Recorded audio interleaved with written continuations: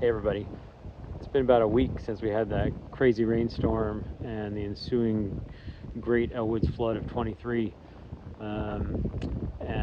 So I just wanted to reach out and say thank you to everybody who contributed to the GoFundMe, starting with my amazing, if sneaky, wife who started that um, without telling me, because she knew I wasn't going to ask for help with this and that I would have a hard time diverting resources to my little project here.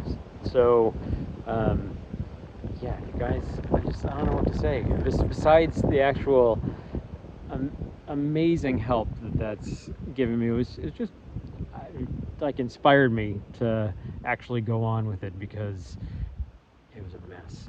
I gotta tell you, it was just a mess, and I'm sure that's uh, what motivated Kim when I walked back in the house after wading through the, the bar, stepping over carpets and floating records and things.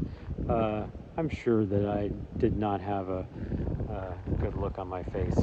So, yeah, thanks you guys so much. And let me show you where we're at and what I'm going to do. So, yeah, this whole area was in a puddle. If you've seen the video or not, this was all underwater. And this was like wall-to-wall rugs in here. So uh, first thing I did was fumble around in the dark. I shut off the circuit breakers, fumbled around in the dark in my shop to try to find the wet vac conversion for my shop vac. It's been hanging in my way for a decade, and with my little iPhone flashlight I couldn't find it, and so just plugged in the shop vac anyway. Well, we'll get a new one.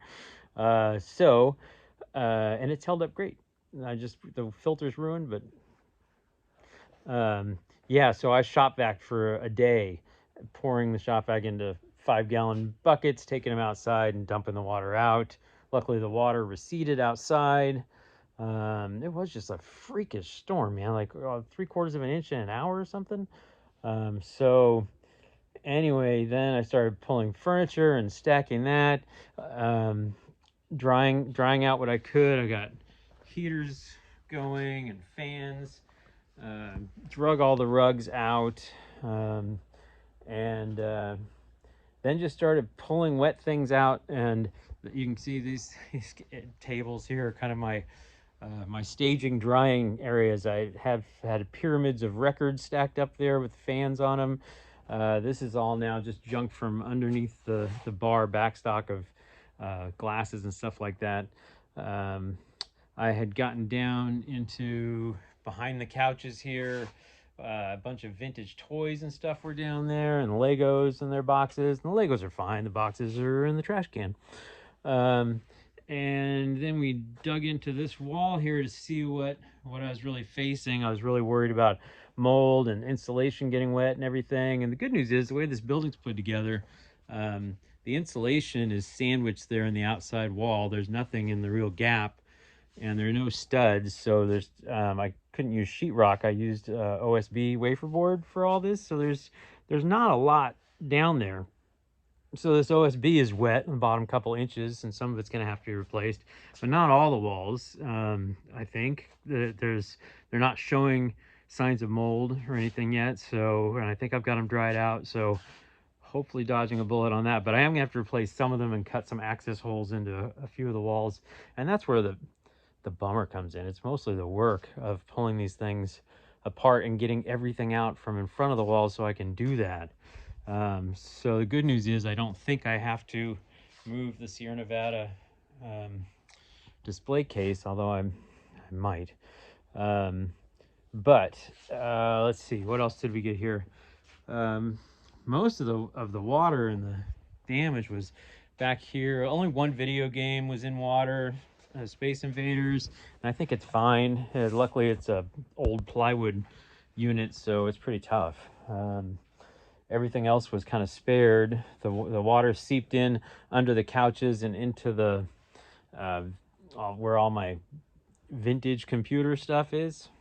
Some of it is now e-waste, but just stuff on the bottom, like cardboard boxes getting wet and water coming up through them, manuals and stuff like that. But it's fine. It's just a mess. And I haven't gotten all the way into some of that stuff. But back here behind the bar, I have gotten everything pulled out. And stuff's looking pretty good. I had, you know, all the electrical in Elwood's is up at about 4 feet. So there's not like a lot of sockets down below or anything that got ruined. But over the years, a whole bunch of, you know, extension cords and power strips and all that kind of stuff were down in the water. So I got all those pulled out, and I've got my power back on now once I was able to get to everything and inspect it and unplug the stuff that was bad.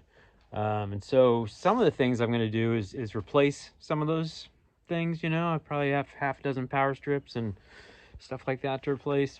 But the other thing I'm going to do is just kind of upgrade the electrical so I don't need quite so many of those things. I'm going to run a few more plugs to where I need them so that I'm not doing quite as much of that.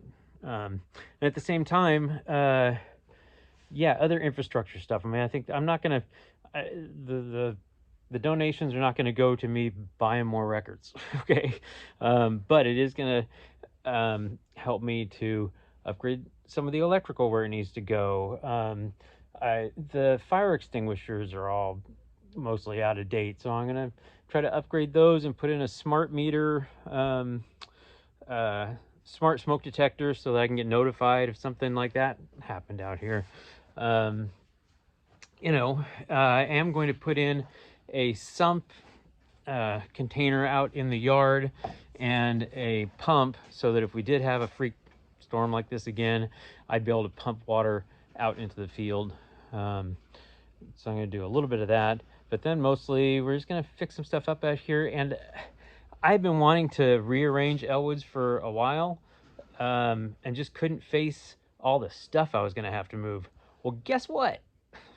So I'm going to rearrange this whole place. We're going to rebuild it, and it's going to be great.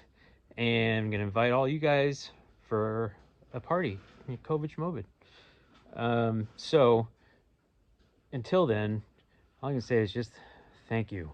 Thank you guys so much. Means a lot to me. You guys all mean a lot to me. So thank you. We'll see you soon.